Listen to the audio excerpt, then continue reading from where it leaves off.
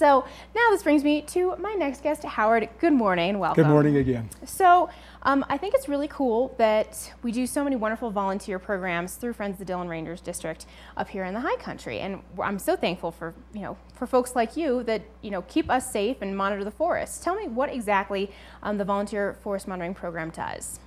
So the program evolved about 5 years ago, actually through the Forest Health Task Force, which I've headed up for about 10 years. And a little bit of background, we started that program when there was a first outbreak of the pine beetle.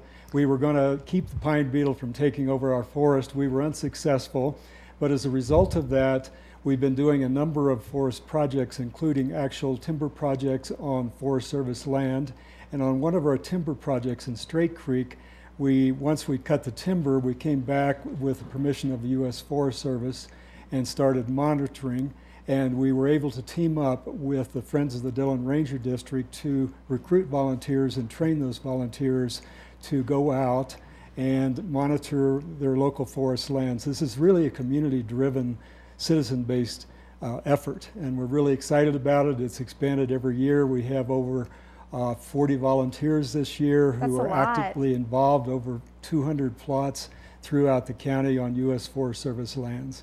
That's amazing. And I mean, you said this started 5 years ago? 5 years ago. 5 years ago, and you have about 40 volunteers now. That's incredible. 40 active volunteers. There's other people who have expressed interest. We're always interested in new people, and we're joined every season by new folks. I think that that's really cool, and I like how you said it is community driven. We all really care about the National Forest Service land. I mean, we're so lucky that we have this all, pretty much at our doorsteps. It's all right at our disposal, and you guys do such a great job. And so tell me a little bit exactly, so what exactly do you guys do? What do volunteers do? So there's 200 plots, and what do they do when they go to these plots? So plots are actually on lands that have been logged and on lands that have not been actively managed. They go out and they look for new trees, for regeneration. They look for structural diversity, look for dead trees, percentage of dead trees, evidence of historical forest conditions. For example, we'll go out and we'll do just a little bit of digging to see if there's any charcoal below the surface that would indicate past wildfires.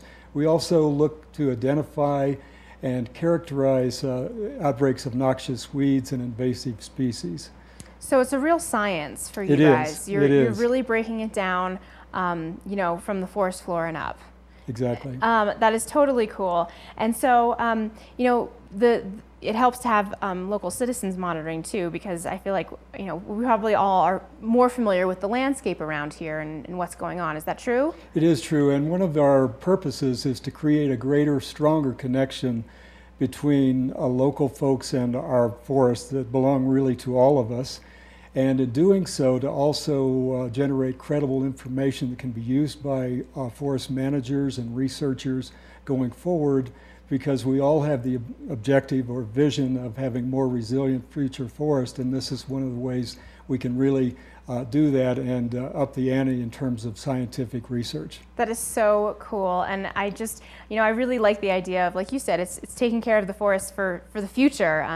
It's beyond you and I right now. This is, for the future generations, so that they have wonderful forests to enjoy as well, and so we can monitor them and keep everybody safe. And we're looking at your website right now, the Forest Health Task Force. I'm seeing some insanely beautiful photos. Did you take these photos, Howard? I did not, and I confess maybe not all of them are in Summit County, but they certainly are representative of our forest landscapes up here. They absolutely are. I totally agree with you on that. These pictures are just stunning, and I imagine that you get to see some. I wish that folks could probably see through your eyes, because you probably get to see so many beautiful things in one day when you're out working. We do, and we get to see wildlife.